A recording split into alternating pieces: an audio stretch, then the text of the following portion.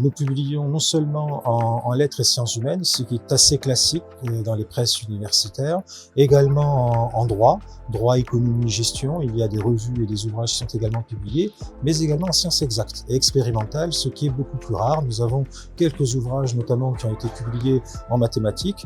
Une partie de ces publications est tournée vers la production locale, évidemment. Ce sont des auteurs de nos laboratoires qui publient, et pour certains, comme moi, qui publient sur le Roussillon, sur les Pyrénées-Orientales, sur, on va dire, Perpignan, sur géographiquement cette zone qui nous intéresse de prime abord. Ces 40 ans, c'est finalement un point d'étape, un point de relais entre ceux qui ont travaillé jusqu'ici et ceux qui travaillent aujourd'hui et ceux qui travailleront encore demain à la publication universitaire à Perpignan. L'objectif des presses universitaires à Perpignan comme ailleurs, c'est de diffuser la recherche en train de se réaliser. Ça signifie accueillir des projets, les faire passer en comité éditorial afin de voir si ça correspond bien aux attentes et à la ligne éditoriale des presses universitaires de Perpignan. Et ensuite les transmettre à des experts, la plupart du temps extérieurs, qui vont évaluer la qualité scientifique des ouvrages et parfois proposer des améliorations.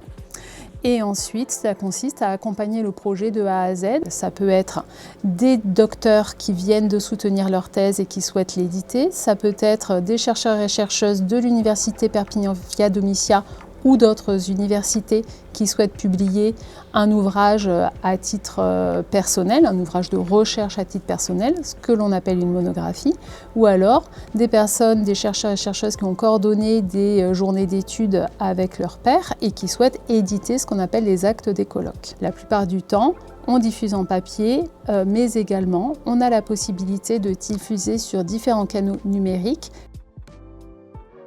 Le DOST est un diplôme universitaire de Bac+2 qui est reconnu au répertoire national des certifications professionnelles et qui donne accès à une carte professionnelle en fin de parcours. Cette formation vise à former des éducateurs sportifs capables de prendre en charge un individu ou des groupes d'individus dans un objectif de maintien de la condition physique ou d'amélioration de la condition physique. Il s'agira d'encadrer ou d'enseigner des activités qui sollicitent le système cardiovasculaire, des activités de renforcement musculaire et des activités de détente. Le public visé pour cette formation reste des étudiants post-bac. Ça peut être aussi des étudiants en réorientation. La formation est ouverte aussi à l'alternance et des personnes inscrites en formation continue. Les compétences visées pendant cette formation sont de deux types. Les compétences d'encadrement, comprendre le fonctionnement du corps humain, proposer une séance d'entraînement ou un programme d'entraînement sécure et efficace, d'animer de façon dynamique un cours collectif en musique, et les compétences plutôt de gestion administrative et financière d'une entreprise dans le respect des textes et des règlements pour accompagner un projet de développement dans la structure. La taille de la promotion, qui est de 30 à 40 étudiants, permet un accompagnement de proximité. Ensuite, l'accès aux bons équipements de l'université. On a une équipe pédagogique composée d'universitaires à la fois et de professionnels en activité, ce qui permet aux étudiants de faire le lien entre ce qu'ils apprennent et la mise en œuvre ensuite sur le terrain. Les étudiants peuvent prétendre à des métiers tels que éducateurs sportifs dans les structures de remise en forme, encadrés dans les associations sportives ou clubs sportifs, coach personnalisés, puis à moyen terme ouvrir et gérer leur propre structure. Une bonne partie aussi des étudiants décident de poursuivre leurs études, comme la licence pro d'activité de la forme. Ils peuvent prétendre aussi au concours des collectivités territoriales, les concours ETAPS. Ce qui m'a le plus plu dans la formation, c'est l'équilibre entre la théorie et la pratique, de découvrir tout au long des 2 années de nouveaux sports, de nouvelles matières qui nous permettent de progresser de même dans le stage qu'on doit effectuer chaque année, de savoir mettre en place toute une sécurité pour adapter chaque séance à chaque public. On apprend à maîtriser toutes les techniques efficaces en cours collectif et en musculation. Et par la suite, on apprend à concevoir son cours, à guider le pratiquant pour qu'il puisse évoluer sur sa condition physique. J'ai donc eu la chance à travers ces 2 années d'effectuer en première année donc un stage au sein de l'atelier corps. En seconde année, j'ai eu l'opportunité de continuer avec lui au sein d'un contrat d'apprentissage. Et à la suite de ce DOST, comme ça s'était bien passé, il a décidé de me garder en auto-entrepreneur pour continuer à ses côtés. Pour un étudiant qui hésite à faire la formation ou non, je lui dirais vraiment de foncer parce que c'est une formation complète. Il aime le sport, il aime le pratiquer, surtout le contact humain, qu'il n'hésite pas et qu'il vienne apprendre au sein de l'UPVD. Mon sujet de thèse est le suivant, la restauration du divorce à la fin du 19e siècle en France, une étape dans l'émancipation de la femme, analyse des archives judiciaires des Pyrénées-Orientales 1884-1914.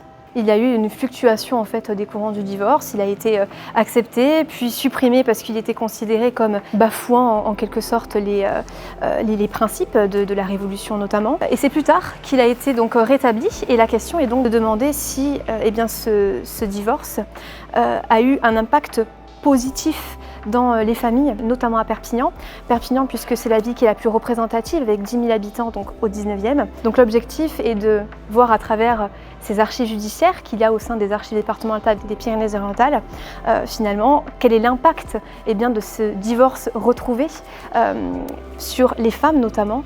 Est-ce qu'il y a eu beaucoup plus de demandes, que ce soit sur les divorces, les séparations de corps, et s'il n'y a pas des cas qui sont particuliers, comme des cas d'adultère, de flagrant délit, et d'enrichir le propos grâce au XIXe siècle, tant d'un point de vue donc historique, juridique ou encore littéraire, puisque le XIXe siècle est extrêmement riche. Et l'objectif est de voir s'il s'agissait d'une étape finalement dans l'histoire de ce divorce. Et comme je l'ai déjà évoqué, est-ce qu'il y a eu beaucoup ou moins de divorces ? Le Festi UPVD, c'est un événement organisé par le Conseil des étudiants à destination donc des étudiants uniquement de l'UPVD. Et donc en fait c'est une soirée où on fête tous ensemble la fin de l'année. Le déroulé est assez simple. Nous on voulait mettre avant tout nos associations en avant. Donc du coup on a demandé à l'association de musique Harmonie de venir se produire sur scène pour la première partie. Et on voulait mettre en avant le territoire, les Pyrénées-Orientales. Et donc on a trouvé le groupe de musique Mass Beats, qui est un groupe assez connu avec 20 000 abonnés sur Instagram, qui fait de la musique à destination des jeunes aussi, tendance. Donc voilà, ça nous a semblé important. Et puis on sait que les étudiants adorent les DJ, donc on a voulu clôturer cette soirée avec un DJ. Chaque année, on voit la soirée d'intégration organisée par le SAR et on s'est dit que c'est un parfait moment où les étudiants se retrouvent ensemble, créer du lien. Et ce qu'on voulait faire, c'était le refaire à la fin de l'année avec encore plus d'étudiants, une fois que tout le monde s'est bien intégré. Donc voilà, c'était l'idée de vraiment créer une cohésion entre l'ensemble des étudiants à l'université. On a sollicité l'entièreté des services de l'UPVD, mais aussi des partenaires extérieurs comme la brasserie Mille qui nous accompagnent sur l'ensemble des boissons qui en sont fournies pour cette soirée. Donc c'est un événement qui est entièrement organisé par les étudiants. C'est les étudiants qui ont eu l'idée et qui ont fait les démarches eux-mêmes pour que cet événement puisse voir le jour.